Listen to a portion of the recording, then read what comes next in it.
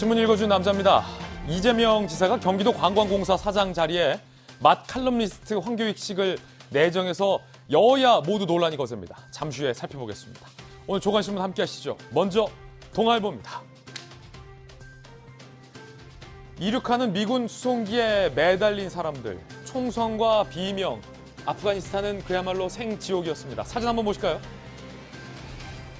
US Force라고 써있는 미국 수송기, 아프가니스탄을 탈출하는 필사의 탈출 장면인데 그 밑에 확대된 사진이 상당히 충격적입니다. 미군 수송기에 오르지 못한 아프가니스탄의 내외 국민이 항공기 날개 밑에 동체 바깥에 이렇게 매달려서 실제 이륙까지 하는 그 정말로 절박한 장면이 고스란히 포착이 됐습니다.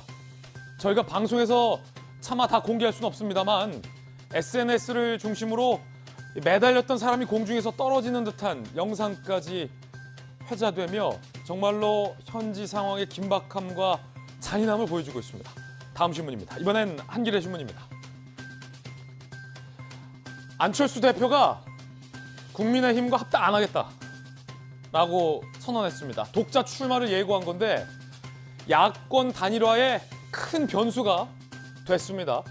안철수 대표가 받고 있는 지지세가 자칫 대선 본선에서 이 국민의힘 쪽으로 가지 않을 수도 있다라는 이야기일 수도 있고요.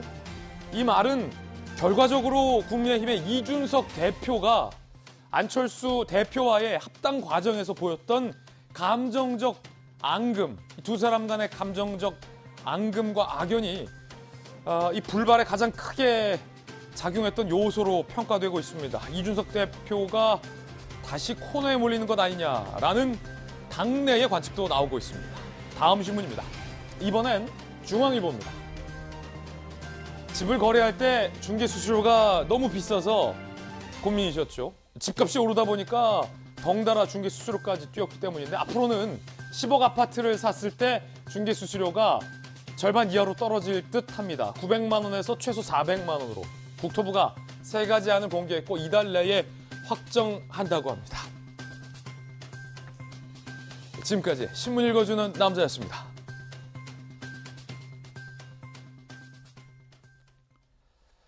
자, 오늘 아침 저와 함께 하신 선거의 달인들 소개해드리겠습니다.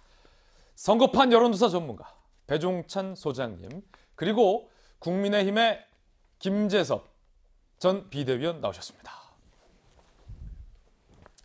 3번 떨어지고 2번 당선된 돌직구쇼 강철부대 전재수 민주당 의원과 청와대 출입기자 출신의 이재명 정치부 선임기자 나오셨습니다. 어서 오세요.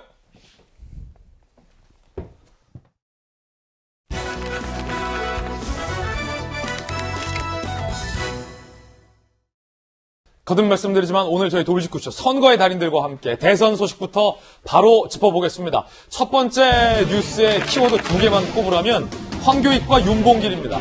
이재명 그리고 윤석열 여야의 1강 후보들이 구설수에 올랐는데 먼저 이재명 지사는 맛 칼럼니스트를 경기도 관광공사 사장 자리에 내정을 해서 여당 내에서도 논란이 되고 있습니다. 전문성 있는 인사냐 아니면 형수 욕설 등을 두둔했다라는 보온 인사냐가 논란의 핵심입니다. 먼저 이 같은 논란에 대해서 이재명 캠프 대변인이 뭐라고 해명했는지부터 들어보실 텐데요. 참고로 말씀드리면 이 해명도 지금 논란입니다. 전문성이 저는 중요하다고 보는데 여행의 반 이상은 먹는 거 아니에요? 아니, 근데 관광하고 여행은 다르죠. 어떻게 달라요? 지난번에 평창 올림픽 때 남북 정상회담 그 만찬도 기획하고 그랬었거든요. 그러니까 그런 분야에는 저는 좀 전문성이 있다라고 봅니다. 여행의 절반은 먹는 거기 때문에 전문성도 담보도 있다라는 게 이재명 캠프의 반박이었습니다. 하지만 여권 내에서도 논란은 거셉니다. 이낙연 캠프에서 맹공을 펼쳤습니다. 경기관광공사 간판을 경기 맛집공사로 바꿔라. 맛 칼럼니스트가 관광 전문가라면 한국인 정서에 맞는 음식을 소개해 주신 분, 한국인의 밥상 최불암 선생입니다. 맛집 소개하는 만화가 허영만 선생님, 쉽게 이분이 차라리 낫다라고 이낙연 캠프에서는 맹공을 가합니다. 정운영 공보단장도 경기도에 낙하산 인사가 만연했다. 경기도는 채용비리 왕국이라는 익명의 제보 들어왔다라는 제보 전문을 SNS에 게재하기도 합니다. 일단은 이재명 기자 오랜만에 나왔습니다. 이 기자, 경기도의 인사 문제인데 이낙연 캠프에서 문제 삼고 있는 포인트 중에 하나는 왜 캠프 대변인이 해명을 하느냐, 이것만 보더라도 도청 캠프다라고 지적하는 대목도 있거든요. 이 부분부터 어떻게 생각하세요?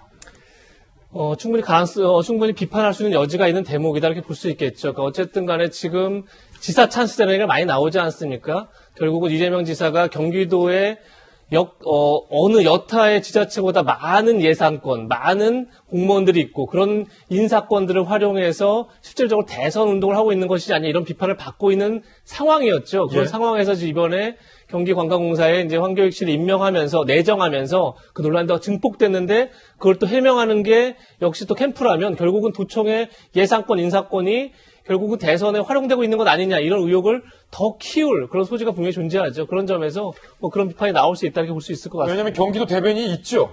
당연히 있는 거죠 지금. 예, 물론 이제 선거 과정이니까 경기도 문제라고 하더라도 후보의 문제로 연결될 수 있어서 이재명 캠프 측에서는 뭐 후보 대변인이 충분히 할 수 있다라고도 해명을 하고 있는 상황이고, 이재명 기자, 이 본질적인 논란은 맛집 칼럼니스트가 경기도 관광공사 사장으로서의 전문성이 있느냐, 아니면 이 지사의 형수 욕설 등을 적극적으로 두둔했다라는 보훈 인사냐, 이게 지금 논란의 중심이죠. 그렇죠. 근데 뭐 그 해명이니 이런 거잖아요. 관광의 절반이 음식이다. 이렇게 하면 사실 뭐 관광의 절반이 숙소기도 하고 관광의 절반이 교통이기도 하고 뭐 이런 거겠죠. 어떻게 보면 사진일 수도 있고요. 그러니까 그 전문성이 있느냐 없느냐, 뭐 물론 이제 논란의 소지가 있는데 뭐 그렇게 해명할 문제는 아닌 것 같다 이런 생각이 드는 거고, 사실 더 큰 문제는 이제 어쨌든 경기관광공사라는 것은 도민의 세금이 들어가는 공적 조직이죠. 공적 조직이라고 하면 그 수장을 맡는다 그러면 전문성 못찾기, 균형 감각이 되게 중요한 거죠. 근데 지금 문제가 되는 건 이제 황교익 씨가 이재명 지사의 어떤 형수 욕설 논란이라는 많은 국민들의 비판을 받았던, 그리고 특히나 당내 경선 과정에서 많은 비판이 있었던 사안을 두둔했다. 뭐 이 문제도 있겠지만 기본적으로 뭐 예를 들면 조국 전 장관을 뭐 십자가를 진 예수에 비유한다든지 굉장히 정치적 편향성을 드러냈던 그런 인사를 과연 공적 조직의 수장으로 앉히는 게 적절하냐, 이런 논란이 있는 거고, 전 이 논란의 본질이 이거 같습니다. 그러니까 대선 때 많은 후보들은 당연히 뭐 문재인 대통령을 포함해서 낙하산 인사를 하지 않겠다 이렇게 흔히 공약하기 마련이죠. 왜냐하면 이제 우리나라의 많은 어떤 공적 조직의 폐해라는 게 사실 낙하산 인사에서 비롯되기 때문에. 그런데 지금 보여주는 것은 굉장히 어쨌든 아까 얘기했던 건 편향적인 인사를 앉히는 것. 이거 어떻게 보면 그런 기대감을 허무는 거죠. 그러니까 집권 이후에 그런 모습이 나타나는 게 늘 반복되어 왔었는데 집권 전이라도 최소한 그런 모습을 보이지 않으려는 기대감에 부응해야 되는데 전혀 그렇지 않았다는 거죠. 그런 점에서 저는 이제 뭐 여야를 막론하고 그런 비판들이 나오고 있지 않나, 그것이 본질이지 않나 생각이 듭니다. 예, 이재명 기자의 견해였고요. 황교익 씨가 이재명 지사를 옹호했던 발언들도 회자되고 있습니다. 들어보시죠. 그 이재명의 삶이 어릴 때 그 빈민의 그 삶이잖아요. 그러면 그 주변에 뭐 욕하고 뭐 하고 그러니까 조금 거칠게 사는 사람들이 많죠. 그 환경 속에서 살게 되면 그런 말을 또 이렇게 자연스럽게 이렇게 그 몸에 집어넣게 돼 있거든요. 뭐 야박하게 굴지를 말자, 이해하자. 대한민국 그 인물 중에 가장 욕을 많이 먹은 그죠? 욕먹는 정도야 뭐. 사실 그 혼자서 혼자만의 일이 아니라 가족들 전체가 그 어떻게 견디셨어요? 가족들은 그래서 뭐 아내가 잘 견뎌준 거죠. 사실 당해본 사람들은 이게 얼마만큼 쏙 터지는 일인가. 자, 지금 여당 내에서 문제 제기가 되고 있는 부분은 경기도의 관광공사라는 공적 자리에 정말로 엄격하게 전문성이 있는 사람을 내정해야 하는 것은 당연할지인데, 이낙연 캠프를 중심으로 같이 밥 먹고 두둔해주고 사적 유튜브 채널에 출연시켜준 사람을 내정하는 것이 과연 옳으냐라는 문제 제기가 여당 내부에서부터 나오고 있는 건데요. 방금의 어떤 발언들도 좀 들어보셨는데, 전재수 의원님, 민주당 내에서 사실 어떤 계파에도 속하지 않는 현재 상태잖아요. 굉장히 지금 중립적인 상황이라서 오늘 또 특별히 모셨는데, 자, 기대가 됩니다. 자, 이 논란 전문성 있는 인사입니까? 제가 볼 때는 일단은 그 이낙연 지사 캠프에서 야당의 논평을 능가하는 수준의 이제 비판 논평을 지금 내고 있지 않습니까? 예. 그러니까 이게 이제 경선이라는 특수한 정치적 상황이다 보니까 이 격렬한 반응이 이제 같은 당 내에서 지금 나오는 것인데 저는 이렇게 생각을 합니다. 기본적으로 투표를 통해서 선출된 선출직 공직자는 인사권을 가집니다. 그렇기 때문에 이 인사권을 가지고 있는 경기도지사가 말하자면 그 인사를 한 것인데 저는 기본적으로 존중돼야 된다고 생각을 합니다. 예. 이것은 경기도지사든 서울시장이든 대통령이든 간에 인사권은 기본적으로 존중돼야 된다고 생각을 하고 다만 이제 지금 논란이 되고 있는 경기도의 황교익 씨, 그 다음에 얼마 전에 서울시에 오세훈 시장이 임명하려고 했던 김현아 SH공사 사장, 이분도 이제 자진 사퇴를 하셨죠. 근데 이제 자진 사퇴를 하고 또 비판을 받는 것은 뭐냐면, 과연 그 인사가 국민들의 평균적, 이제 시각에 부합하느냐, 안 하느냐, 이 문제거든요. 예. 그런 차원에서 존중은 하되, 국민들께서 공감할 수 있는 인사가 좀 돼야 되겠다는 생각이고, 다만, 황교익 씨 같은 경우는 전문성이 부족하다거나 뭐 그렇게 보여지지는 않습니다. 왜냐하면 이분이 기본적으로 이제 언론인, 기자 출신이더라고요. 기자분들이 굉장히 이제 다양한 분야에 박학다식한 이런 지식들을 가지고 있는 분들 아닙니까? 그래서 다만 이제 이게 치열한 내부 경선 과정 중이다 보니까 이게 정치적 논쟁의 소재거리로 쓰이고 있는 것이고, 저는 기본적으로 뭐 좀 크게 뭐 문제가 있다거나 그렇게 보여지지는 않는다는 말씀을 드리겠습니다. 그렇군요. 전재수 의원님의 개인적 생각은 문제 없는 인사다. 들어봤고요. 이재명 지사가 황교익 씨 내정과 관련된 그리고 이 논란에 대한 기자들의 질문을 회피해서 이것 또한 논란입니다.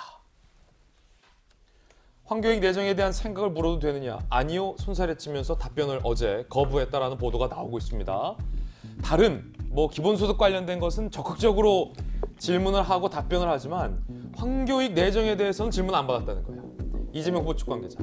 내정 취지 설명하고 언론의 이해 구하지 않은 것은 이 지사가 임명 강행 여부를 고민 중이라는 뜻 아니겠느냐라는 관측도 또 일각에서는 나오고 있습니다만, 정반대에서는 그냥 강행하려라는 뜻이다라는 또 정반대 관측도 나오고 있어서 알 길은 없습니다만, 김재섭 위원께서 볼 때 다른 거에 대한 질문은 다 받지만 황교익에 대해서는 질문 안 묻겠다라는 이 장면 어떻게 보십니까?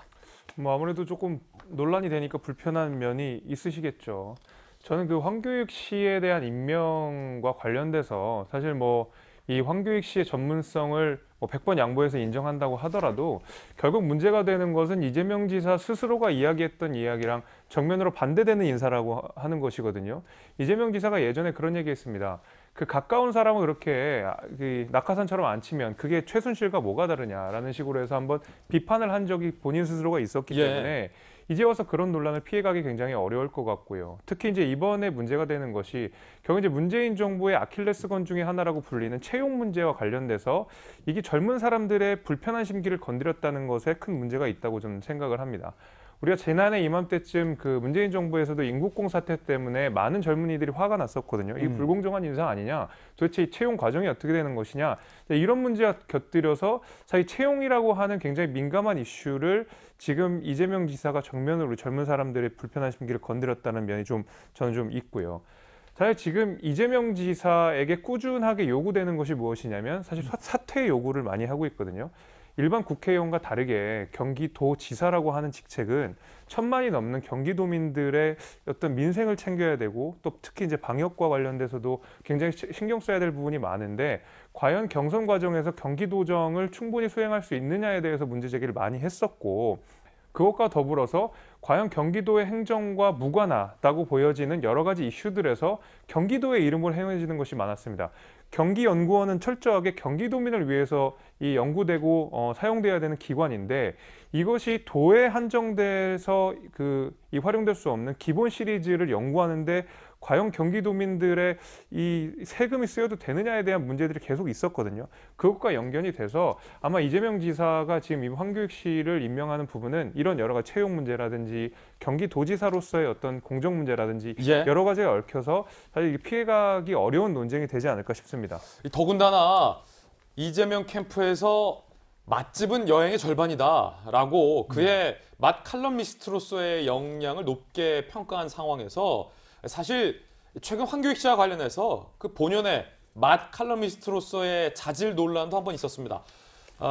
대한민국 국민들이 사랑하는 이 떡볶이를 맛이 없는 음식이라고 줄곧 폄훼했었는데 그가 떡볶이 광고에 출연했다라는 사실이 크게 논란이 된 바 있었습니다. 그런데 그 논란이 일었을 때도 광고는 광고고 떡볶이는 맛없다라고 황교익 씨는 그의 소신을 굽히지 않았었는데요. 정작 이재명 지사와 또 떡볶이를 먹방하면서 다시 한번 그 떡볶이 논란에 불이 붙었습니다. 청소년기에 떡볶이 많이 먹었습니까? 어떻습니까? 본인은 떡볶이는 구경도 못했죠. 제가 실수했네요. 왜요? 저는 그 청소년기에 추억들 돋으라고 떡볶이 먹자 그랬는데 이거 청소년기에 한 번도 드시지도 않았던 그때는 못 먹었던. 난 떡볶이 사실 그렇게 좋아하지 않아요. 난 추억이 없어. 지금 우리가 떡볶이 시켜놓고 이 가래떡은 안 먹고 지금 어묵만 먹고 있어요. 걔는 눈치 보여서 서로 못 먹고 있는 거예요. 이게 마사로.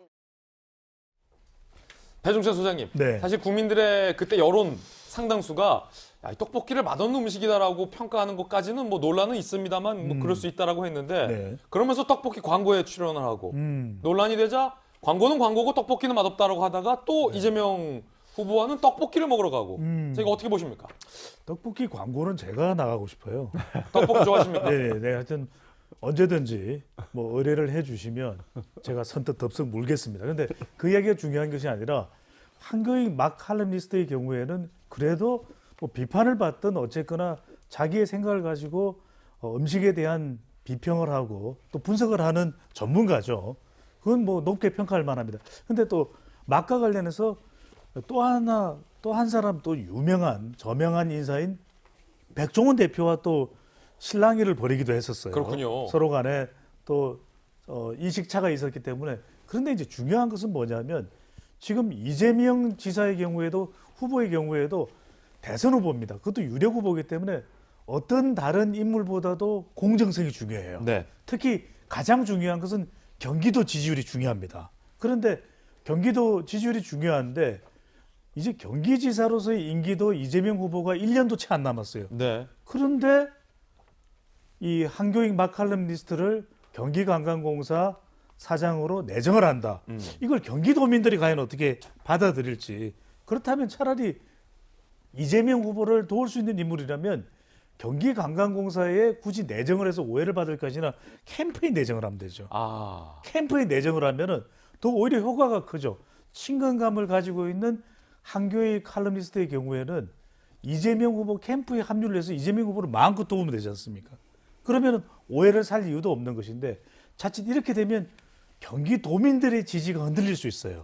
이게 타격을 받을 수 있는 것이고 또 하나는 앞서 이제 김재섭 의원이 말씀하셨던 대로 2030 세대들이 볼 때는 아니 떡볶이 싫어한다는 양반이 또 떡볶이 광고에도 출연한 데다가 1년도 남지 않은 이재명 경기지사가 경기관광공사에 내정한다. 이걸 공정하게 받아들이기 힘들거든요. 그러면 MZ세대 2030 지지율이 지금 굉장히 중요합니다. 특히 20대 지지율을 더 흡수해야 되는 이재명 후보에게는 타격이 될 수 있기 때문에 저는 임명 처리할 가능성이 상당히 높을 것 같아요.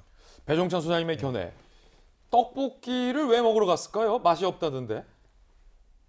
지금 조금 전에 화면에 나온 것처럼 황교익 씨는 이제 어렸을 때 이재명 지사와 어렸을 때 추억을 떠올리기 위해서 떡볶이를 선택한 것 같은데 이재명 지사의 답변은 전혀 달랐죠. 어렸을 때 떡볶이를 거의 먹어본 적이 없다. 그래서 사실상 떡볶이에 대한 추억이 없고 떡볶이를 좋아하지도 않는다. 이렇게 얘기를 해서 사실 좀 글쎄요 저 장소를 선택한 거에 대해서 약간 좀 이렇게 핀트가 안 맞은 게 아닌가. 어렸을 때 떡볶이 안 추억에 좋아하신다는 대해서 두 분이 떡볶이를 먹고 있군요. 그렇죠. 그 얘기를 하려고 했던 것 같은데 아마 좀 그건 어긋난 것 같고. 근데 물론 이제 황교익 씨가 그 떡볶이 광고에 나온 걸 두고 이제 뭐 해명한 것도 있습니다. 그러니까 그 떡볶이 업체에서 황교익 씨가 광고한 떡볶이를 판매할 때마다 뭐 기부를 하겠다 뭐 이런 얘기를 했기 때문에 뭐 출연했다 이렇게 한 것도 있기 때문에 굳이 뭐 두 가지 연결할 건 아니었지만 어쨌든 떡볶이를 두고 이런 얘기를 했었죠. 맛있다고 세뇌되어 있는 대표적인 음식이 바로 떡볶이와 치킨이다. 뭐 이런 얘기를 했었는데 사실 뭐 거기에 동의할 국민도 있겠지만 동의하지 않을 국민들이 더 많을 수도 있겠죠. 사실 예. 그런 점에서 뭐 그래서 또 이제 저것이 과연 마칼럼니스트로서 전문성이 있느냐 없느냐 논란까지 번졌는데 사실 그건 제가 볼 때 아까 처음 얘기한 것처럼 뭐 이 논란, 이 사태의 사실 본질은 아닌 거죠. 과연 그것이 이제 뭐 떡볶이가 맛있느냐 없느냐 뭐 이게 뭐 과연 관광공사 사장으로서의 자격 요건에 해당되는 건 아니니까. 근데 다만 이제 조금 전에 배종찬 소장도 얘기하셨지만 저 임명 자체가 인사권이라는 것은 가장 엄정한 어떻게 보면 지도자의 가장 중요한 권력 행사죠. 그런 점에서 과연 저것이 이제 많은 비판을 받고 있는데 과연 적절한지에 대해서 이재명 지사가 다시 한번 스스로 좀 성찰할 시간이 아닌가 싶습니다. 예. 떡볶이는 사실 죄가 없습니다. 떡볶이는 그리고 맛이 있는 음식입니다. 라는 것 제 개인적인 소신을 밝혀드리면서 황교익 씨의 해명도 나왔습니다. 음식 문화 관련 산업을 맛집 소개 정도밖에 떠올리지 못하는 정치인들에게 실망이 크다. 이재명 캠프 대변인이 맛집이 관광에서 중요하다라고 얘기했는데 음식 문화는 훨씬 더 산업적 영역이 높다. 그렇죠. 이 말은 또 황교익 씨의 말이 맞죠. 전 문재인 지지자이지 이재명 지지자가 아니다. 이재명 제게 특별한 제안한 적 없다라는 황교익 씨의 주장도 함께 소개해드리겠습니다. 이번에는 야권의 대권 주자 1위인 윤석열 후보의 논란입니다. 안중근 의사 앞에서 윤봉길 선생의 글을 올려서 부적절하다라는 논란이 제기됐습니다. 그제 윤석열 전 검찰총장이 광복절을 맞아서 표창공원 내의 의열사를 참배했고요. 윤석열 캠프가 SNS에 안중근 의사 영정 앞에 참배 사진 등을 게재했습니다. 그런데 사진 설명글에 윤봉길 의사의 글과 함께 윤봉길 의사로 명시된 부분이 논란이 되고 있습니다.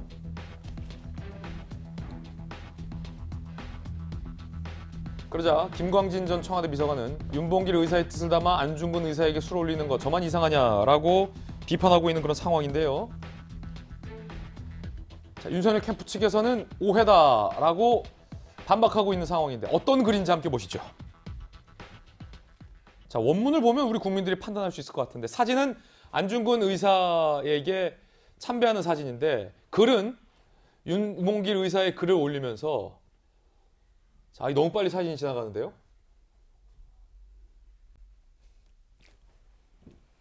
자, 스톱됩니까? 윤석열 대통령 예비후보가 윤봉길 의사의 그 깊은 뜻을 담은 술 한 잔을 올려드립니다. 라는 글이 있습니다. 빨갛게 저희들이 네모칸 친 거 밑에 윤봉길 의사의 그 깊은 뜻을 담은 술 한 잔을 올려드립니다. 그러니까 이 사진만 보면 조국 전 장관이 이건 삭제된 포스팅이다라고 올리긴 했습니다만 그 사진이 윤석열 후보가 안중근 의사에게 참배를 하고 절을 하면서 윤봉길 의사의 뜻을 담은 술 한 잔을 올려드립니다. 사진은 안중근인데 글은 또 윤봉길 의사. 자, 전재수 의원님 어떻게 보세요?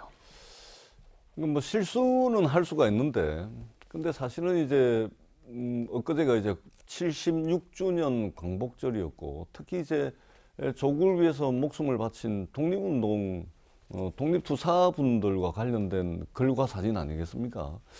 그러면 좀 실수를 해도 좀 넘어갈 게 있고, 좀 실수를 안 해야 될, 반드시 안 해야 될 실수가 있는 것인데, 예를 들면 이제 저런 것이죠.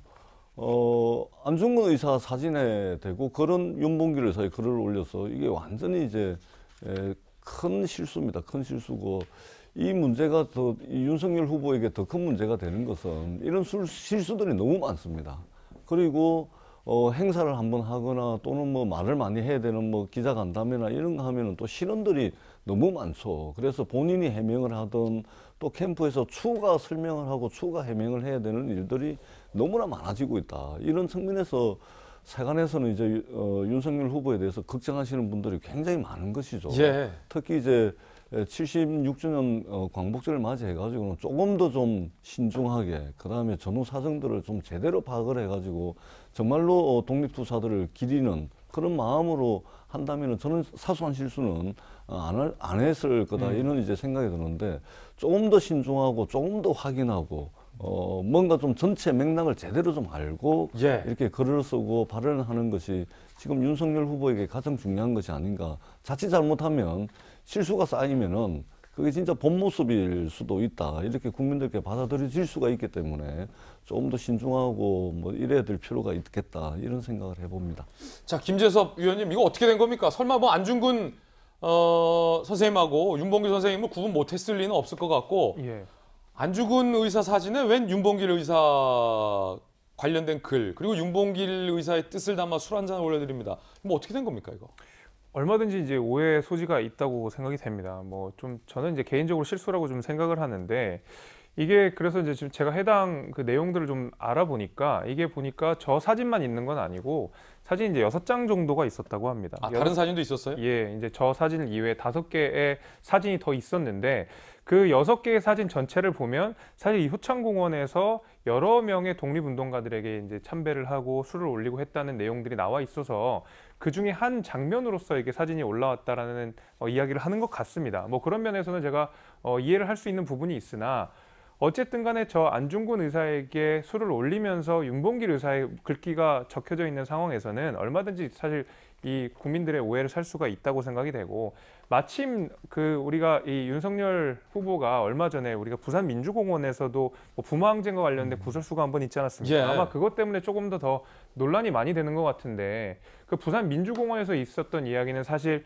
어느 정도 좀 왜곡이 있었다는 것이 좀 밝혀진 바가 있습니다. 그래서 실제로는 이한열 열사에 대해서 정확하게 윤석열 후보가 지적을 했었고, 그런 내용들이 근데 좀 잘못돼서 왜곡돼서 전달돼가지고 이거 역사인식 논란까지 확대된 면이 좀 있어서, 이번에 좀 억울한 면이 있을 수 있더라도 이게 대통령 후보고 지금 이 국민의 지도자가 되는 과정이기 때문에 이런 페이스북 게시물 글귀 하나하나에 신중을 기해야 되는 것은 당연히 저도 인정하지 않을 수 없다라고 생각을 합니다. 자, 오해다라는 건데, 이재명 기자는 이 문제 어떻게 봅니까? 뭐 조금 전에 김재섭 전 위원이 잘 설명해 주셨지만 사실 뭐 오해 소지가 있죠. 그러니까 윤봉길 의사의 글을 올리고 윤봉길 의사에게도 술을 올렸는데 사진이 안중근 의사가 메인 사진에 나왔기 때문에 어색해진 거죠. 근데 분명히 이제 효창공원 의열사에는 안중근 의사뿐이 아니라 김구 선생, 윤봉길 의사 등 7명의 영정이 모셔져 있습니다. 그러니까 7명한테 다 7분에게 다 술을 올리는 의뢰를 지냈다니까, 사실상 뭐 전체 맥락을 보면 이상한 게 아니지만 딱 글과 사진만 놓고 보면 어색해진 상황인데, 여기서 뭘 느끼냐면, 그러니까 이게 사실 큰 뭐 어떻게 보면 실수 아닌 실수가 된 거죠. 뭐 특별히 실수한 게 없지만 남들이 볼 때 어색해진 게 실수가 된 건데, 저는 윤석열 캠프의 어떤 비정상적인 모습의 한 결과가 아닌가 싶습니다. 그게 뭐 꼭 비정상이라는 게 나쁜 의미가 아니라 지금 굉장히 윤석열 캠프가 국민의힘의 전현직 의원들을 빨아들이면서 굉장히 좀 덩치를 키웠죠. 근데 중요한 건 스피커들은 엄청 많아졌는데 실무적으로 일할 사람들이 과연 거기에 받쳐주고 있느냐, 이런 이제 약간 좀 모순이 있는 거죠. 그러니까 굉장히 쉽게 해서 위에 의사결정자는 많아지고 실제 움직일 사람들은 별로 없는 뭐 이런 이제 구성 속에서 나온 실수 중에 하나가 아닌가 싶고, 그런 점에서 어떻게 보면 이제 캠프라는 게 굉장히 이제 적은 사람의 의사결정권자가 있는 거고 사실 많은 사람이 실무자가 존재해야 되는데 좀 그러지 못한 과정 속에서 저런 실수도 자꾸 반복되는 게 아닌가 싶어서, 사실 저게 굉장히 뭐 별게 아닌 실수지만 저런 어색함이 계속 지금 반복되고 있는 게 문제 아니겠습니까? 그런 점에서 조금 더 캠프의 운영에 있어서 다시 한번 좀 돌아볼 점이 있지 않나 싶습니다. 여기에 또 하나의 논란이 더해집니다. 이준석 대표의 비판글에 좋아요를 표시했는데 그 사람이 윤석열 후보다라는 논란이 일고 있습니다.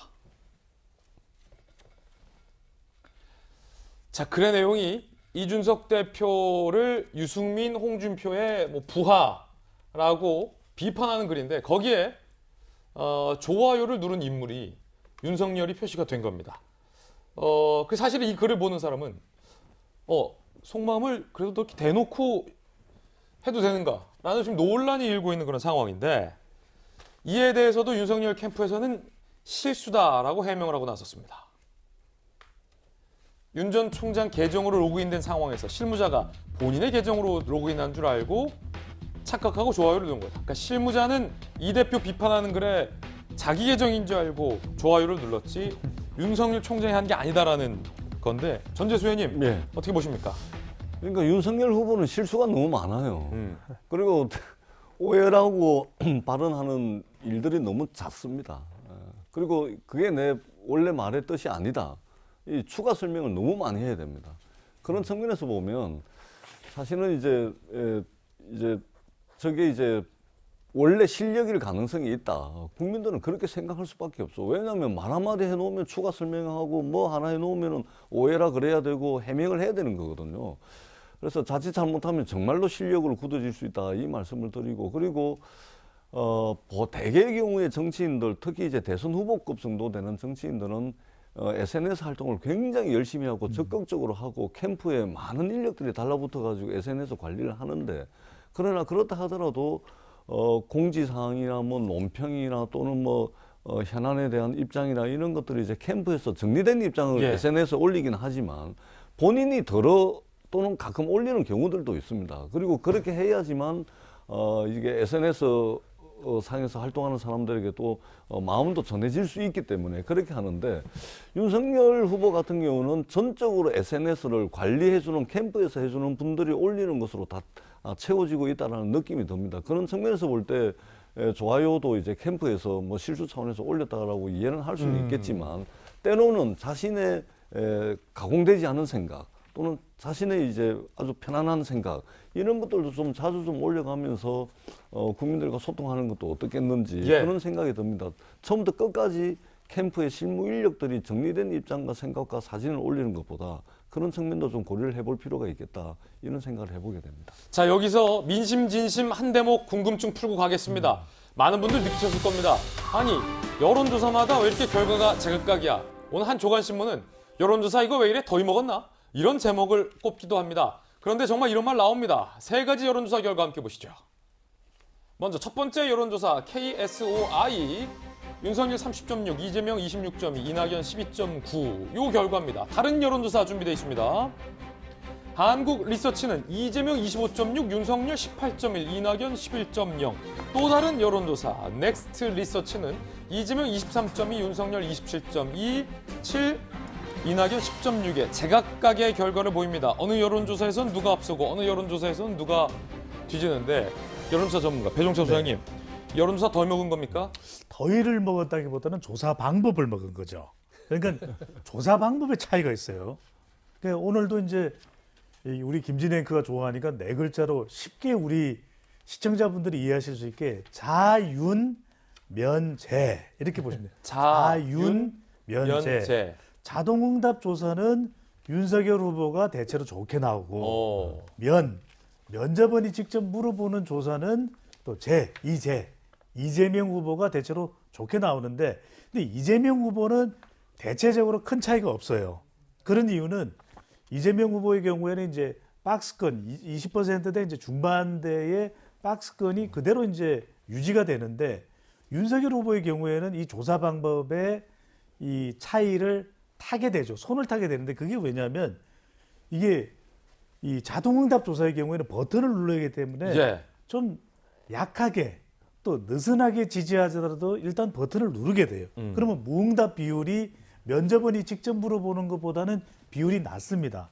그러다 보니까 이제 보수 성향의 또 국민의힘 지지층들이 더 적극적으로 응답을 표시하게 되거든요. 근데 면접원이 김진애 앵커한테 누구 지지해요? 물어보면 좀 느슨하고 굳이 내가 밝힐 필요가 없으면 좀 모르겠는데요, 이렇게 이야기를 하는 거예요. 그러다 보니까 면접원이 하는 조사는 무응답 비율이 상당히 높아요. 심지어는 응답자 4명 중에 1명 정도는 무응답입니다. 근데 그 속에 뭐가 포함되어 있느냐? 표현은 안 했지만 보수 성향의 응답자가 있는 거죠. 샤이한. 그렇죠. 샤이한 거죠. 네.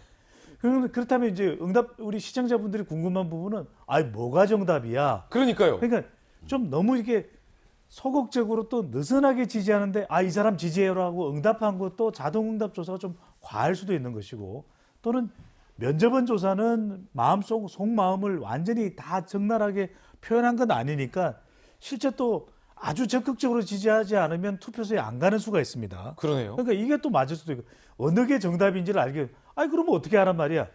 근데 배 소장이 어떻게 하는지 방법을 설명드리겠습니다. 한 조사기관의 조사를 계속 추세를 봅니다. 추세를 보니까 어떤 변화가 있는지, 이 대목에서는 계속 흐름을 보면 한 달 전과 비교를 해보면 이재명 후보, 이낙연 후보의 지지율이 어떻다, 윤석열 후보의 지지율이 어떻다, 또 가상 대결의 경우에는 어떤 조사는 윤 후보가 앞서고 또 어떤 조사는 이재명 후보가 앞서는데 그 속 내용을 봅니다. 가상 대결 경쟁력이라도 한 달 전과 비교해 보면 윤 후보의 경쟁력이 좀 약해졌나? 또는 이재명 후보가 1대1 대결에서 앞서는 조사라도 한 달 전과 비교해 보니까 어떻더라? 이렇게 보시는 야, 이 것이 종합적으로 추세를 그렇죠. 봐서 판단해야 된다. 그러니까 말 그대로 여론조사가 더위 먹었다. 여론조사 조작이다.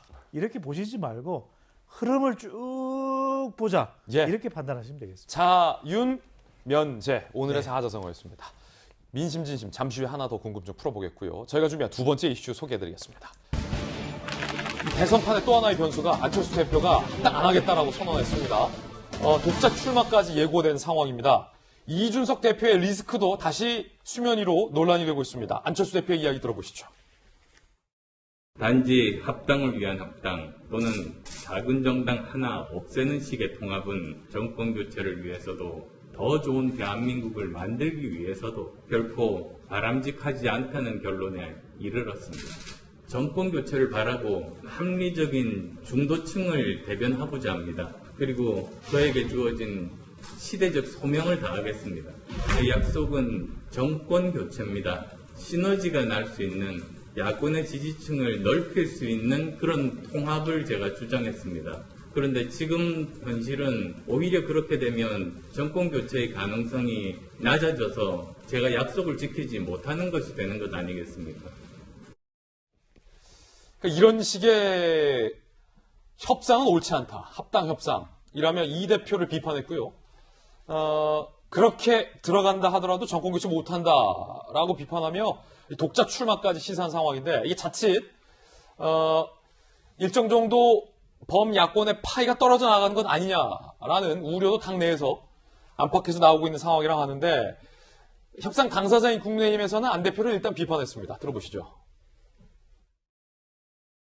제1야당으로 정권 교체가 안 될 것 같아서 지금 합당을 안 하고 대선을 출마하시겠다는 거 아니겠습니까? 그러면 야권 분열에 대한 책임은 또 어떻게 할 건지, 본인이 이야기하셨던 것들을 어떻게 또 쓸어 담으실 건지.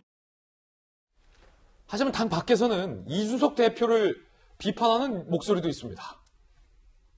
진중권 교수. 서울시장 선거는 안철수가 대신 해준 셈인데 화장실 들어갈 때 나올 때 다르다. 딱히 갈 데 없으니 이 대표가 안 대표를 향해서 꿇고 들어오라는 윽박에 가까웠다.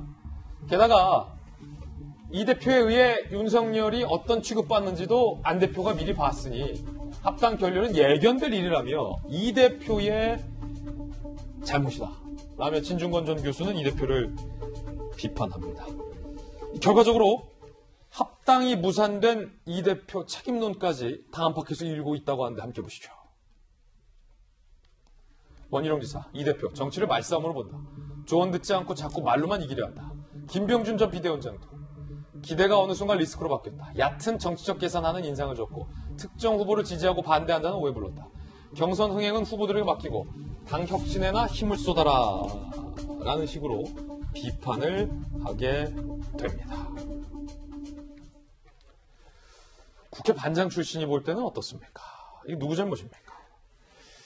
글쎄요, 합당 결렬의 책임을 따지는 건 사실 보는 관점에 따라 다른 것 같습니다. 큰 정당의 양보가 부족했던 건지 아니면 작은 정당의 묵리가 심했던 건지는 그야말로 어느 정당에서 보느냐에 따라서 관점이 다르기 때문에 의미심장하군요. 그것을 꼭 큰 정당이 잘못했다, 작은 정당이 잘못했다라고 보기 어려울 것 같은데 분명한 건 있죠. 전 양쪽 다 정치의 본질에 대한 고민이 부족하다는 생각이 드는 게 어쨌든 양쪽 다 목표는 똑같죠. 정권 교체라는. 정권 교체가 목표라고 그러면 야권의 통합은 선택이 아니라 필수인 거죠. 야권은 통합돼야만 이길 수 있습니다. 그런 점에서 양쪽 다, 그러니까 이준석 대표나 안철수 대표나 그 목표에 부합하는 길을 가야 되는데 제가 정치의 본질을 얘기한 건 정치의 본질은 상대를 이기는 게 아니죠. 이기는 게임이 아니라 타협을 찾아가는 게 정치의 본질인 겁니다. 그런데 과연 이준석 대표가 타협을 찾아가는 과정 속에서 정치적 언어를 폈느냐? 사실 그렇지 않죠. 물론 이준석 대표 할 얘기가 있습니다. 계속 안철수 대표가 새로운 욕을 하고 있다. 그런 점에 있어서 과연 합당할 것이냐 말 것이냐 거기에 답을 하라. 계속 끊임없이 욕을 했죠. 그러니까 결국은 이준석 대표 마찬가지고 안철수 대표 마찬가지로 이 협상의 과정 속에서 과연 상대를 이기려고 했던 것만 아닌가라는 이제 반문을 해야 될 때가 온 게 아닌가 싶고 그런 점에서 저는 양쪽 다 과연 정권 교체를 목표를 향해서 갔을 때 양쪽에 서로의 타협점을 찾아가는 노력들을 양쪽이 했느냐라는 그 본질적인 질문을 해야 될 때가 아닌가 싶습니다.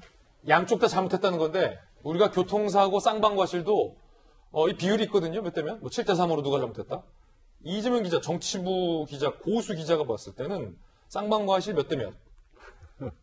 참 어렵죠, 정말. 정말 저는 어렵다고 보는데, 왜냐면 진짜 어느 쪽의 관점에서 보느냐에 따라 다른데, 그럼에도 불구하고 저는 안철수 대표가 어쨌든 본인이 더 큰 국민의힘을 만들겠다라고 본인이 먼저 선언했던 거고, 합당에 대해서 본인이 먼저 얘기했던 겁니다. 그렇다고 그러면 안 대표가 지금 여튼 대표 간의 담판도 없는 상황에서 결렬선을 한 것은 조금 너무 성급하지 않았나. 최소한 대표 간에 만나서 담판을 짓는 그런 과정은 겪었어야 되는 게 아닌가 이런 생각은 좀 듭니다.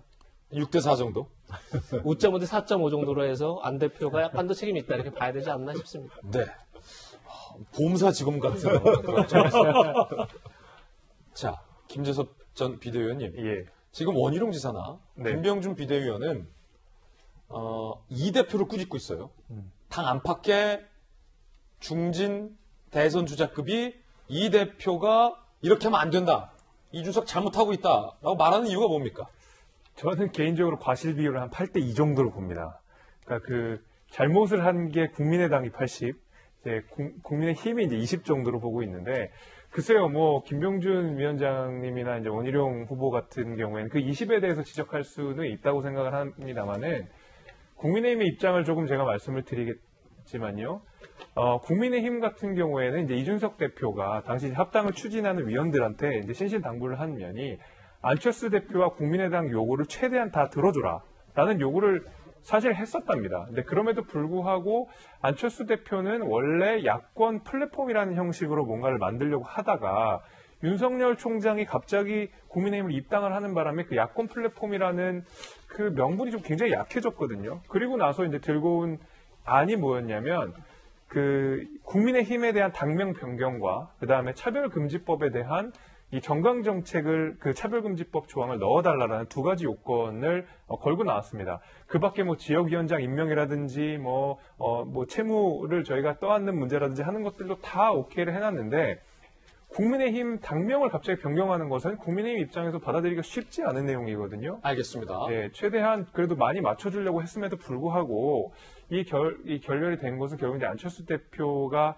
합당에 대한 의지가 굉장히 부족했다는 말씀 제가 드릴 수 있을 것 같습니다. 이 대표는 8대2 정도로밖에 잘못을 안 했다는. 20% 정도는 이제 더 크게 품고 우리가 합당을 할 것이고 국민의힘이 최대 야권 플랫폼이 되겠다는 선언을 많이 해줬으면 좋았을 건데 그런 좀 포용력 있는 모습이 조금은 부족하지 않았나는 면입니다. 자, 이 입장은 아무래도 이제 김재섭 전 비대위원이 전직 비대위원이고 지금 이 대표 산하에서 또 경선 관리를 맡고 있는 입장이다라는 거 다시 한번 말씀드리겠고 여기서 민심 진심이 또 있습니다.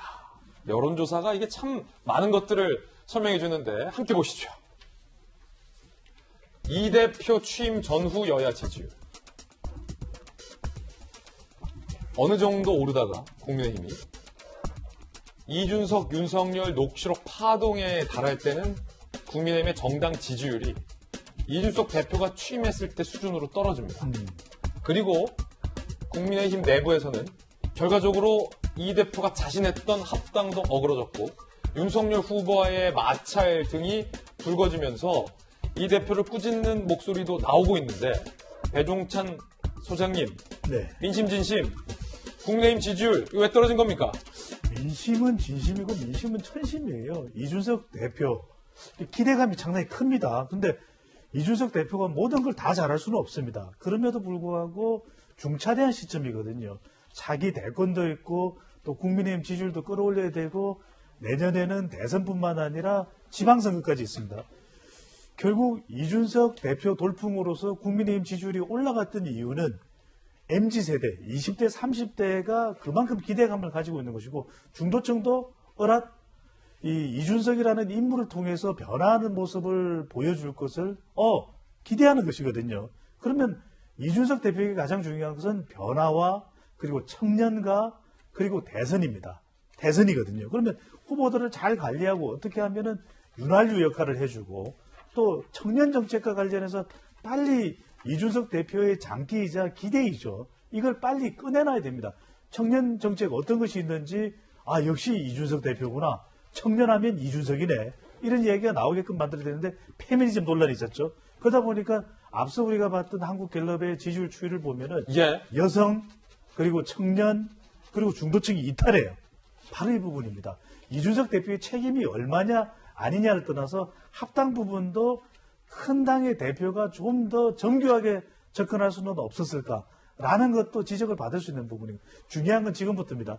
이준석 대표가 얼마만큼 윤활유 역할을 기존에 기대했던 기대치에 잘 부응하냐 이 부분이 중요합니다. 민심 진심까지 풀어봤습니다. 이번엔 저희가 준비한 다음 순서입니다. 뜨거운 뉴스만 모아봤습니다. 돌직구쇼 핫쌈 지금 공개합니다. 지하주차장에서 말 그대로 불벼락이인 영상이 지금 논란입니다. 어떻게 된 영상일까요? 김현미 전 국토부 장관 가족을 경찰이 부동산 문제로 조사하고 있다고 합니다. 김원웅 광복회장 연일 논란입니다. 먼저 첫 번째 핫쌈.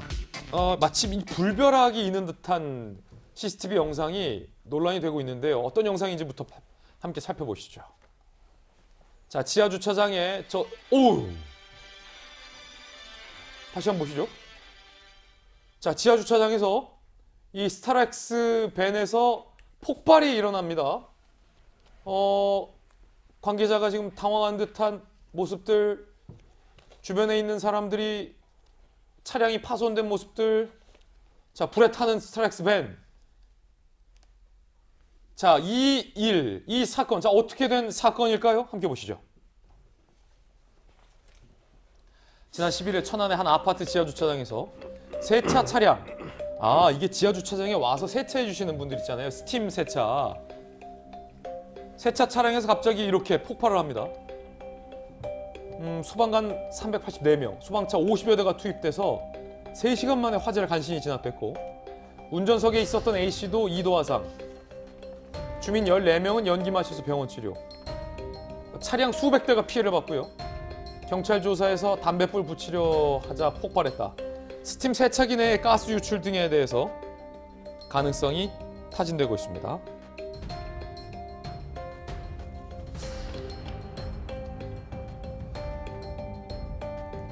소방당국은 피해 차량 규모가 666대, 차량 피해액이 10억 원, 지하주차장 배설 설비 소실 등 부동산 피해액도 9억 원으로 현재 추정되고 있는데 주민들의 인터뷰 내용 한번 살펴보시죠. 샤워하고 있는데 큰 소리 났거든요. 그 위층에서 뭐 떨어진 줄 알았는데 저희 남편이 바닥에서 뭐가 크게 울렸다고 해서 뭐 터진 것 같다고 제 거 같은 경우에는 바로 차량 앞에 있어서 알코올 찾고 전수 차량해야 된다고 하고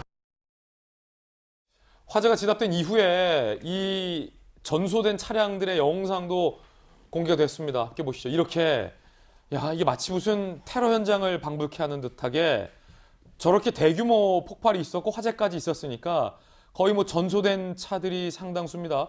666대요. 아까 소방당국이 추정한 차량 피해액만 10억 원이 넘는 그런 상황인데 검찰 출신의 김광삼 변호사님 나오셨습니다. 김 변호사님, 자 이거 뭐 어떤 사건입니까? 일단 이제 천안 아파트 주차장에서 일어난 사건이고요. 저녁 한 11시 정도 저 화재가 났습니다. 그런데 우리가 뭐 아파트 사시는 분들은 굉장히 그 저녁에 보면 뭐 그 이제 세차를 해요. 그래서 우리가 세차하기 굉장히 어렵지 않습니까? 그래서 저녁에 주차를 받쳐 놓으면 저 영업적으로 세차를 하는 사람들 와서 세차를 하는데 출장 오셔서 세차해 그렇죠. 주시는 출장 세차죠. 근데 스팀 세차기를 싣고 다니면서 세차를 하는 거예요. 그러니까 승합차거든요. 그거 저희 쉽게 볼 수 있고 뭐 전국 아파트 어느 곳에나 볼 수 있는 저런 상황이에요. 그런데 저 승합차 자체에서 그 스팀 세차를 하기 위해서는 LPG를 싣고 다닙니다. 예. 그런데 그 가스. 그렇죠. 승합차 안에서 담배를 피다가 갑자기 폭발했다는 거거든요. 그러면 추정해 보건데 결국 승합차에 실려 있던 LPG 가스가 누출되면서 담배 화재가 되지 않나 이런 생각을 들 수밖에 없어요. 그런데 지금 저 피해 규모를 보면 말이죠. 뭐 굉장히 피해 차량이 한 666대라고 하고 또 전수된 차량 또 반절 훼손된 차량이 12대니까 차량 피해액이 10억 대라고 하는데 제가 볼 때 훨씬 더 많이 클 가능성이 있다. 훨씬 더 많다. 그렇죠. 피해액이요? 그렇죠. 그 지하 주차장의 어떤 배관 설비 이런 것들이 전체적으로 피해가 됐다고 한다면 소방서에서 추산한 금액보다도 전체적으로는 또 금액이 엄청 클 걸로 보여요. 김 변호사님, 지금 커뮤니티에서는 해당 커뮤니티에서는 외제차들이 상당히 많아서 차량 피해액이 일단은 집계된 게 10억이지만 사실은 뭐 더 될 것이다 이런 얘기도 나오고 있던데 어떻게 보세요?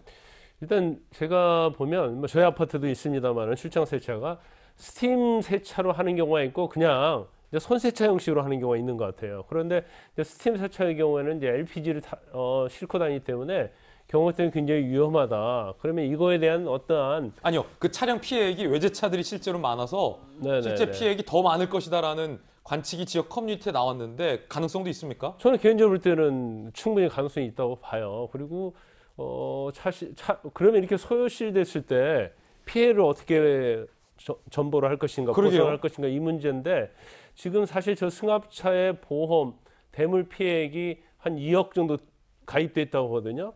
그런데 그 2억도 사실은 보상이 안 될 가능성이 커요. 그래요? 왜냐하면 저 승합차의 목적이 어떤 운전을 하거나 교통을 목적으로 어떤 승합차를 이용한 게 아니고 예. 세차 목적이잖아요. 더군다나 차량에 LPG를 싣고 다녔다. 이 부분이 아마 자동차 보험약관에 없었을 가능성이 크다. 그럼 예. 원래의 승합차 용도에 사용하지 않았기 때문에 약관상 보상의 대상이 되지 않을 수도 있다. 그렇다고 한다면 과연 저 피해를 어떻게 보상할 것인가. 또 이 문제도 굉장히 큰 논란이 될 것 같아요. 아니 김 변호사님, 그러면은 피해를 본 주민들이 있잖아요. 네. 보상을 받아야 되는데 100억 원이 뭐 될 것이다라는 관측도 있는데 이 피해 배상을 누가 해야 됩니까, 법적으로?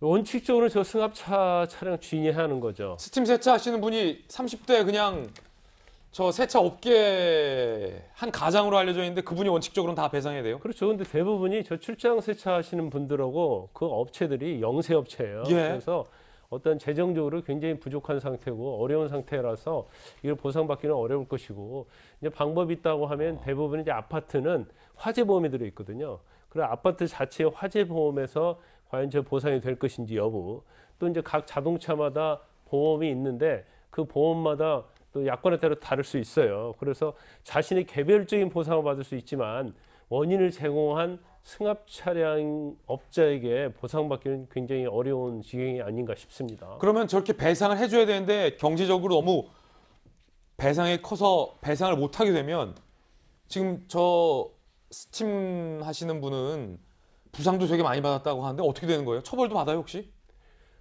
본인의 이제 과실이 있는 거죠. 그러니까 LPG 가스를 잘못 관리한 과실. 그리고 이제 담배불을 붙이는 순간 펑했다고 하잖아요.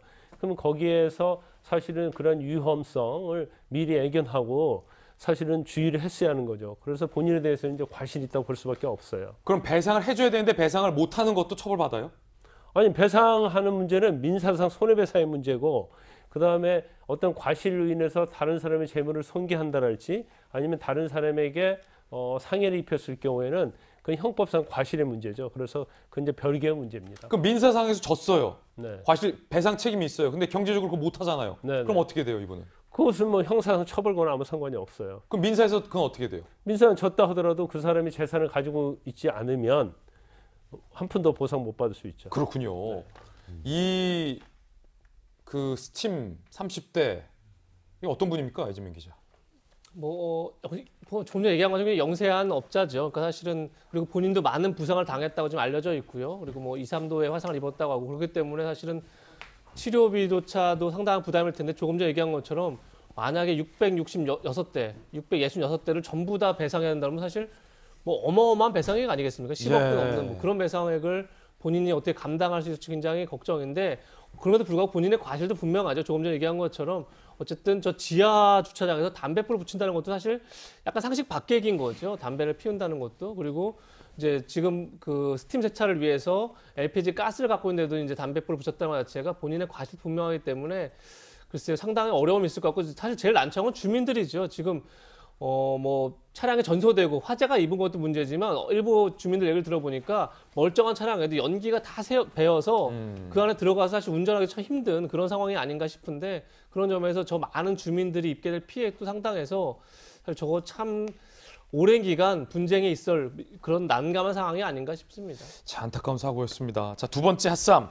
김현미 전 국토부 장관의 가족이 부동산 문제로 경찰 수사를 받게 됐습니다. 농지 전용해서 지금 거기다가 앞으로 뭐 캠핑장도 들어올 거 알고 온천 들어오고 번지점프장 들어오는 그런 지역에 약 한 700몇 평 정도의 땅 가지고 계시지 않나요? 아닙니다. 배우자가 가지고 있는 재산은 재산이 아닙니까? 그리고 무슨 부동산 투기 단속을 한다고 합니까? 장관께서? 부동산 투기가 아닙니다. 그러면 뭐예요? 연천에다가 뭐 땅 거기다가 사야 될 필요성이 있었어요? 남편이 2014년에 은퇴를 했습니다. 명예퇴직을 하고 난 이후에 농사도 짓고 책도 쓰고 공부도 하고 그런 목적으로 이 땅을 산 것입니다. 혐의는 이겁니다. 논란은 국토부 장관으로서 다주택을 정리했다라고 해명했는데 알고 봤더니 이래서 논란인 건데, 첫 번째는 주택을 지었는데 농사를 안 졌다라고 농지법 위반 혐의가 있는 거고, 사실은 두 번째 이 부동산 실명법 위반 혐의입니다. 현재 혐의라는 건 확정할 수 없고요. 남편 명의의 집을 처분했다라고 알려졌었는데 알고 봤더니 김현미 장관의 동생에게 매각이 됐고 2020년에 또 다른 동생에게 매각이 돼서 시민단체에 의해서 고발이 됐습니다. 이게 명의만 이전되고 실제 김현미 전 장관의 남편이 쓰는 것 아니냐, 눈 가리고 아웅한 건 아니냐라는 논란이 일고 있고요. 경찰이 현지 답사를 했고 뭐 농지법 위반 관련해서 매매 계약 여부와 관련해서 그다음에 매매 대금 지급 여부와 관련해서 조사 중이고요. 김 전 장관 가족 중 3명 중 1명이 조사했고 남은 2명도 소환한다. 김광삼 변호사님, 이 혐의와 논란 뭐 수사를 워낙 베테랑으로 많이 해보셨으니까 쉽게 규명할 수 있는 거죠. 이 수사는 굉장히 쉬운 수사예요. 쉬운 수사다. 쉬운 수사죠. 일단 이제 농지법 위반 관련해서는 사실은 농사를 짓지 않으면서 농지 매입을 하면 농지법 위반이거든요. 그런데 여러 가지 정황상 이제 그 당시에 그 주위에 사는 사람들이 있잖아요. 그런 분들이 저도 언론에서 인터뷰를 봤거든요. 그런데 거의 농사를 짓지 않은 걸로 좀 알려져 있단 말이에요. 그러면 농지법 위반될 가능성이 크고요. 그건 그냥 과태료입니까? 아니, 농지법 위반은 과태료 아니에요. 그러면 벌금이에요? 그렇죠. 벌금이나 뭐 아니면 형사처벌 받을 수 있는 거고요. 그다음에 이제 중요한 것 중에 하나는 이제 부동산 실명법 위반이거든요. 부동산 실명법이란 것은 타인 자기 소유이면서도 타인 명의의 어떤 명의 신탁을 한다랄지 명의를 빌린 경우에 그런 경우에 부동산 실명법 위반이 되는 건데, 지금 그 당시에 김현미 전 장관이 그 당시에 다주택자를 굉장히 현 정부에서 죄악시하는 그런 경우 분위기였어요. 근데 김현미 장관은 국토부 장관 아닙니까? 근데 본인이 다주택자였단 말이에요. 그래서 농지를 매입하고 거기에 주택을 져가지고 다주택자가 됐는데 이걸 본인이 팔았다고 얘기를 했는데 그 내용을 딱 보니까 2018년도에 자기 동생한테 매각을 한 거예요. 그러면 그러면 뭐 동생한테 매각할 수 있다 이렇게 볼 수 있는데 또 2020년도에 또 다른 동생한테 그 주택이 또 매각이 된 거죠. 그럼 뭐가 이상한 게 아니냐. 그래서 시민단체들이 고발을 했어요. 그런데 부동산 실명법 위반 자체도 사실은 돈이 어떻게 오고 갔는지를 보면 알아요. 근데 저런 걸 회피하기 위해서 대부분 현금으로 상대방한테 돈을 주고 상대방이 돈을 입금하는 형식으로 취하거든요. 그런데 사실은 동생들이 과연 돈의 출처가 어디냐 이걸 밝히면 분명히 나올 수 있어요. 그래서 경찰에서는 이미 뭐 김현미 장관 남편, 전 장관 남편, 동생 2명에 대해서는 피의자로 거의 혐의를 가지고 입건했다고 이렇게 언론 보도가 되어 있고, 마지막으로 이제 김현미 전 장관만 조사하면 되는 걸로 보입니다. 따라서 여기에 과연 김현미 전 장관이 개입을 했는지, 개입했다 한다면 또 피의자로 전환이 되겠죠. 어떻게 보면 굉장히 아이러니컬한 거예요. 당시에 다주택자에 대해서 엄청나게 많이 비판을 했고 규제를 했음에도 불구하고 오히려 거기에서 가장 일선에서 그거에 대해서 잘못됐다고 항상 주장했던 장관이 저런 식으로 만약에 혐의가 인정된다고 하면 저는 편법을 한 것 자체는 정말로 굉장히 아이러니컬한 거죠. 자, 김광삼 변호사님의 의견, 굉장히 쉬운 수사다. 두 군데만 두들겨 보면 정답은 나오는 수사다. 아직은 의혹입니다. 그리고 가족 간에 뭐 정당한 대금이 오간, 세금이 지급된 거래라면 그것도 거래로 볼 수 있기 때문에 정상적인 거래 가능성도 있다. 끝까지 좀 수사 결과를 봐야 된다는 말씀 드리겠는데, 자, 문제는 다주택을 정리하라라는 주무장관의 국토부 장관이 혹여 혐의대로 다주택을 정리했다면서 가족들에게 명의만 양도한 것이라면 이건 큰 논란이 될 것으로 보이는데 무주택 전재수 의원님께서 보시기에는 어떻게 보십니까? 요즘 무주택자인 게 굉장히 편합니다. 훈장 같잖아요. 그렇죠? 현 정부에서. 그래서 얼마 전에 이제 국민권익위원회에서 국회의원 부동산 전수조사를 했지 않습니까? 민주당은 이제 끝이 났고 국민의힘도 지금 한참 조사를 하고 있는데 저는 이제 뭐 집이나 땅이 없으니까 되게 편하더라고요. 예. 근데 뭐 왠지 좀 짠하네요. 이 말을 들으니까. 근데 뭐 집이 없는 게 자랑은 아닙니다. 표정이 굉장히 짠해 보이세요. 집이 없는 게 자랑이 아니라는 것은 분명한 거고요. 그렇죠. 대한민국의 부동산 정책의 주무부처가 국토부입니다. 그리고 김현미 장관께서 이제 국토부 장관으로 계실 때 사실은 이제 부동산 정책이 굉장히 실패를 많이 했습니다. 그리고 부동산 정책의 실패 상징으로까지 이제 비판을 많이 받았었는데요. 우리 김광삼 변호사님 말씀대로 간단한 수사니까 수사를 통해서 사실관계가 명확하게 빨리 이제 밝혀져야 된다 그렇게 생각을 하고 있고 혹여 이 문제가 정말로 이게 고발한 시민단체 이야기대로라면 저는 정말 문제가 있다고 생각을 합니다. 국민권익위원회에서 민주당 국회의원들 전수조사를 했거든요. 경찰청 특별수사본부에서 무혐의 난 사람들까지도 국민권익위원회에서 의혹이 있다라고 하는 것은 탈당 권유를 하고 비례대표 의원들 같은 경우에는 제명을 시켰습니다. 부동산 문제, 특히 민주당 또는 장관, 고위공직자와 관련된 민주당의 입장은 굉장히 이게 강도 높은 수준에서 저희들이 대처를 하고 있기 때문에 이 문제도 혹여 이제 문제가 드러난다면 당에서도 아마 그냥 흐지부지 넘어간다거나 그러지는 않을 거라고 저는 생각을 하고 있고 우리가 이제 지난 서울시장 재보궐선거에서 부동산 문제에 있어서 내로남불 비판을 엄청 많이 받았습니다. 그렇기 때문에 이 부동산 문제에 있어서만큼은 당의 지도부도 그렇고 민주당의 스탠스가 아주 강하다 이 말씀을 드리고 간단한 수사니까 빨리 사실관계가 규명이 됐으면 하는 이런 바람을 가지고 있습니다. 김재수 의원께서는 어떻게 보십니까? 이 논란. 사실 뭐 전재수 의원님께서 상당 부분 앞서 말씀을 해주셔가지고 뭐 거의 이제 동감을 하는데요. 만약에 이 혐의가 입증이 된다 그러면 이제 국민들한테 이 씻을 수 없는 배신감을 주지 않을까라고 생각이 됩니다. 씻을 수 없는 배신감. 예, 사실 이제 이 김현미 장관 같은 경우에는 문재인 정부에서 최장의 임기를 가졌던 국토부 장관 아니겠습니까? 그리고 나서도 25번의 부동산 정책에서 사실 25연패를 한 이제 장본인이신데 그 가운데서 젊은 사람들이 집 살 수 있는 기회들을 뺏었다고 많은 지탄들을 받은 이제 김현미 장관 스스로가 만약에 이런 농지법 위반이나 아니면 부동산 실명법 위반을 했다고 하면 젊은 사람뿐만 아니라 국민들 전체한테 크 씻을 수 없는 배신감을 줄 것 같다는 생각이 듭니다. 특히 이제 농지법과 관련돼서는 최근에 우리가 4.7 재보궐선거가 있기 이전에 LH공사 문제가 불거지면서 4.7 재보궐선거에 큰 영향을 줬거든요. 그렇죠. 민주당의 내로남불을 지적하게 되는 중요한 계기가 하나 또 됐었는데 거기서 또 이 된 내용이 사실 김현미 장관과 동일한 농지법 위반 내용이었습니다. 아마 그것과 연결이 되어서 만약에 이번에 김현미 장관이 저런 식으로 뭔가 이 부동산과 관련돼서 본인이 투기를 했다라는 것 혹은 뭐 부동산 실명법을 위반했다는 것이 밝혀진다 그러면 이것은 굉장히 민주당에서도 엄단을 해야 되는 문제가 아닐까라고 싶습니다. 자, 김재수 의원의 의견까지 들어봤습니다. 핫쌈 전해드렸고요. 세 번째 핫쌈은 김원훈 광복회장의 광복절 연설이 논란인 가운데 과연 청와대가 어느 정도 조율했는가가 정치적으로 계속해서 논란이 되고 있습니다. 먼저 김원우 회장의 이야기부터 들어보시죠. 광복회장의 기념사를 누가 감히 그거를 수정하느냐. 광복회장의 원고를 청와대에다 주고 뭐 하는 건 안 된다. 녹화하는 현장에는 행안부에서 지정한 영상 제작 전문가들이 좀 와 있더라고요. 청와대 사람이 없었습니다. 그거를 사전에 점검하고 압력을 가해서 이걸 고쳐라 원고를 하고 이렇게 하는 것은 독재 정권 시대나 있었듯이 청와대에서 그걸 왜 안 했느냐. 이거 자체가 낡은 방식의 옛날 얘기를 하는 거예요. 한때 보도가 있어서 과연 탁현민 비서관이 그 자리에 있었느냐 없었느냐도 여전히 논란입니다.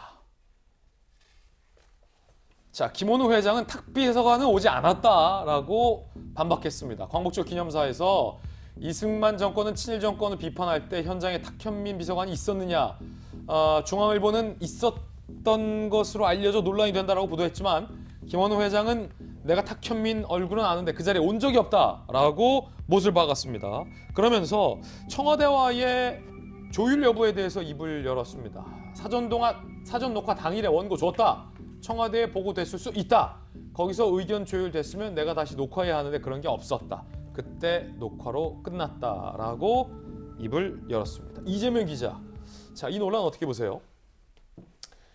어쨌든 광복절의 의미 자체가 어떻게 보면 우리나라의 독립을 위해서 애쓴 순국 선열들을 기리면서 한편으로 우리나라의 국민들의 통합과 어떤 단합을 이끌어내는 그런 그렇기 때문에 국경일 아니겠습니까? 그런 상징적 의미가 있는데 지금 뭐 올해뿐이 아니라 지난해부터 해서 광복회장의 어떤 뭐 극단적 역사인식이라고 해야 될까요? 그 역사인식으로 인해서 굉장히 보수 진보, 국민들이 분열되고 오히려 2021년도의 광복절을 1945년 해방정국을 끌고 가는 듯한 그런 모습에 굉장히 사람들이 이제 어떻게 보면 이건 좀 심각하다 이렇게 생각하고 있는데 이제 그 논란의 핵심은 뭐냐면 광복회장이 갖고 있는 역사인식도 문제지만 만약에 그것을 여권에서 물론 탁현민 비서관이 갔느냐 안 갔느냐 알았느냐 몰라를 떠나서 여권에서 그것을 그런 어떤 국민들을 분열하고 갈등을 조장한 것을 여권에서 그것을 방조하거나 방관해서 그것을 어떤 선거에 활용한 듯한 그런 모습을 보인다면 그건 정말로 심각한 거겠죠. 그런데 물론 이것을 반드시 단순하게 광복회장 연설을 문재인 대통령이 듣고 있었고 박수를 쳤기 때문에 용인하는 것이고 갈등으로 이 갈등을 선거에 활용한다 이렇게 단정적으로 말할 수는 없지만 계속 그런 모습이 반복되고 있다. 그런 점에서 여권에서 오히려 먼저 이 광복회장의 이런 역사인식에 대해서 문제제기라고 한다 그러면 그것이 오히려 더 바람직하지 않나 이런 생각을 갖고 있습니다. 이번엔 저희가 준비한 다음 이슈입니다. 코로나 상황 점검해보죠. 3040 세대에게 고민이 하나 있다고 합니다. 상황이 심각한데 델타변이 상황이 그냥 아스트라제네카 확 맞아? 아니야. 접수하면 한 달 뒤 혹은 2달 기다렸다가 그냥 화이자를 맞을까? 3040들에게는 이거 삶의 문제입니다. 지금 저희 돌직구 쇼를 보는 많은 시청자 여러분들도 이 같은 고민 하실 겁니다. 3040의 고민 함께 보시죠. 이 왜냐면 모더나가 펑크 나서 모더나 잘못이에요.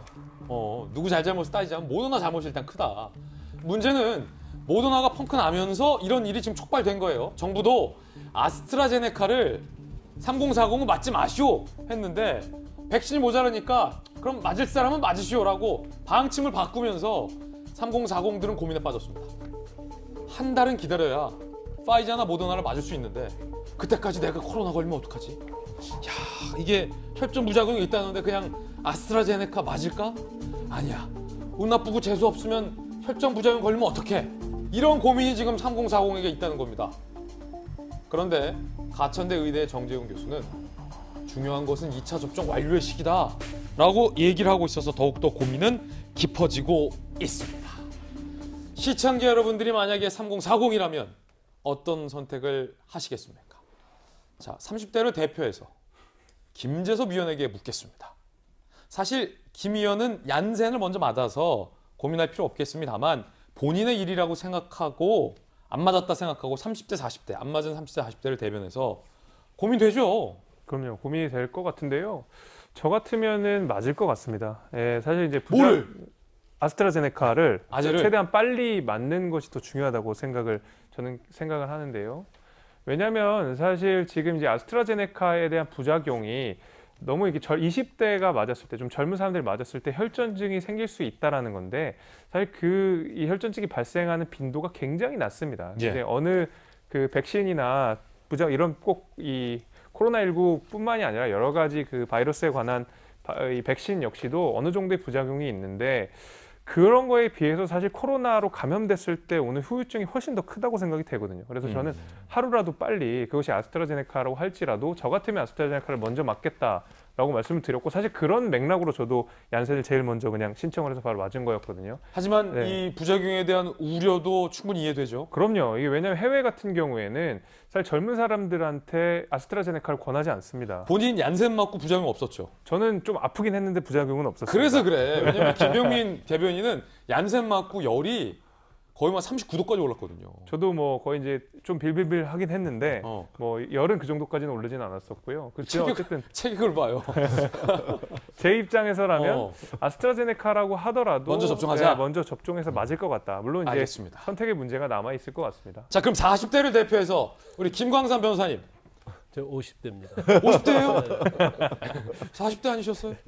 근데 저는 30대라면 아스트라제네카 맞지 않겠어요. 정반대 의견? 예. 아스트라제네카 맞지 않겠어요. 이제 저는 이제 화이자를 2차 접종했거든요. 예. 그런데 저는 원래 백신을 맞지 않겠다고 확신을 갖고 있었거든요. 예. 그래서 난 끝까지 버티겠다 그렇게 했는데 정말 조심하고 마스크 쓰고 손 잘 씻고 그랬는데 사실 저도 이제 마음이 흔들려서 결국 맞는데 화이자를 맞이하나 모더나를 맞이하나 이거 굉장히 고민을 했어요. 예. 그런데 사실 수도권은 선택의 여지가 없더라고요. 이제 화이자를 맞을 수밖에 없었어요. 그래서 화이자를 맞았는데 물론 이제 1차 접종이라서 저는 뭐 그렇게 부작용 없었어요. 그런데 지금 사실 접종 예약률이 낮은 이유가 뭐냐면 화이자가 됐건 모더나 됐건 아스트라제네카 됐던 사실 굉장히 걱정이 많이 되거든요. 저도 최근에 우리 사무실에 근무하는 직원의 고모가 아스트라제네카를 맞고 사망했다고 하더라고요. 그 소리를 그래요? 네. 그 소리를 듣고 이거 나도 맞아야 하나 안 맞아야 고민을 많이 하다가 결단을 내서 맞긴 했어요. 그러면 사실 화이자랑 모더나 맞는데도 고민이 되는데 아스트라제네카는 부작용 때문에 50대 이상만 맞으라고 했던 거잖아요. 예. 근데 이걸 사실 버리기 아까우니까 아니면 접종률 높이기 위해서 30대 맞으라고 하면 어떻게 보면 30, 40대 입장에서 보면 아무리 부작용이 적다고 하더라도 우리를 희생양으로 삼는 거 아니야. 그런 생각을 할 수밖에 없어요. 그래서 물론 그 부작용이 있는 사례가 많지는 않지만 그래도 정말 재수 없으면 본인이 그중에 한 명이 될 수 있거든요. 근데 사실 자기 건강이나 생명은 무엇과도 바꿀 수 없는 거죠. 그런데 뭐 너무 접종률 높이기 위해서 30, 40대에게 물론 강요는 아니고 뭐 자유에 의해서 선택을 하라고 하지만 그 참 선택하기는 굉장히 어려울 것 같아요. 그렇죠. 이 두 분의 의견이 참 엇갈리는데 두 분의 의견 다 사실은 지금 3040들이 하고 있는 실제 이야기다라고 여러분들 들어주시면 될 것 같고 앞서서 이제 고모 이야기는 이제 사실관계 여부를 좀 따져봐야 되고 백신과 어떤 그 안타까운 일가의 논리적인 연관성도 좀 따져봐야 하는 문제라는 것 말씀드리겠습니다. 휴가철인데 제주도에서 4단계로 격상됨에 따라서 렌터카도 2사람 이상은 못하게 된다고 합니다. 해변 해수욕장도 지금 폐쇄됐잖아요. 관광업계가 비상인데 일단은 궁금해하시는 분들이 많아서 렌터카를 제주도 가면 빌리는데 2명 이상은 못한다. 자, 이게 좀 헷갈리는데 이재민 기자, 이상이라고 하면 2명도 안 되는 거잖아요. 아니, 2명까지 가능하고 그쵸? 3인 이상이 안 되는 거죠. 제목이 지금 좀 3인 이상이 안 되는 거고 오류가 있는 거죠. 그것도 오후 6시부터입니다. 그러니까 오후 6시 이전까지는 3인 이상이 가능한데 2명 초과 못한다. 이게 더 정확하겠군요. 그렇죠. 2명 초과가 아니, 그러니까 2명까지 가능하고 2명 이하가 가능하고 2명 초과는 못하는 3명 거죠. 초과가 안 되는 거죠. 3명부터 안 되는 거죠. 그렇게 이제 정리하면 될 것 같고 오후 6시로 이제 제한한 게 결국 지금 4단계가 수도권도 마찬가지지만 오후 6시 이후에는 2명 그러니까 2명까지만 모이고 3명 이상은 모이지 마라. 왜냐하면 이게 이제 실제로 렌터카 2명 이상 못한대라는 게 지금 세간의 궁금증이라서 저희가 일부러 제목도 그렇게 표현을 해봤습니다만 정확한 얘기는 2명까지는 된다. 그렇죠. 이제 오후 6시부터는 이제 모이지 말라는 건데 결국은 지금 제주도가 어떻게 보면 이제 해외여행을 가지 못하다 보니까 우리나라 이제 국민들에게 마지막 어떤 이렇게 해방 탈출구 이런 역할을 해오지 않았습니까? 그러다 보니까 이번 이제 광복절 연휴에도 대거 굉장히 많은 사람들이 이제 제주도를 찾았는데 그러다 보니까 제주도 자체가 이제 위험해진 거죠. 그래서 제주도도 결국은 4단계로 갔고 4단계로 가다 보니까 오후 6시 이후에 2명까지 3명 이상의 집합을 이제 금지하는 그런 조치를 취했는데 결국은 이 얘기 자체가 지금은 어느 정도 당분간은 제주도로 가는 것 자체도 좀 많이 피해야 한다 이런 식이 보면 될 것 같고 결국은 제주도에 그런 비상상황이 왔다는 거 어떻게 보면 전 국토가 지금 다 가장 위기의 상황에 있다 이렇게 이제 봐야 될 것 같다 이런 생각이 듭니다. 우리 모두가 이제 좀 경각심을 갖고 있지만 더욱더 경각심을 갖자라는 어떤 4단계 격상과 관련된 소식이었습니다. 이번엔 저희가 준비한 다음 이슈인데 아프가니스탄의 상황이 심상치 않습니다. 탈레반 반군이 사실상 아프가니스탄의 수도까지 장악하면서 미군 철수 이후에 아프가니스탄이 탈레반의 손에 떨어지게 됐습니다. 그 과정에서 미군 공군기에 오르려는 내외 국민들의 처참한 몸부림까지 영상을 통해 고스란히 알려지게 됐는데요. 일단 아프간의 항복 선언부터 함께 보시죠.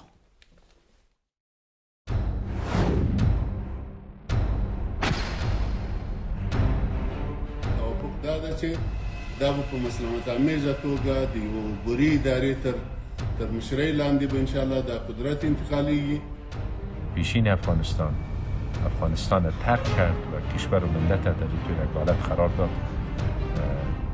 خداوند امرایش محاسبه میکنه و مردم افغانستان هم قضاوت خدا خواهد کرد.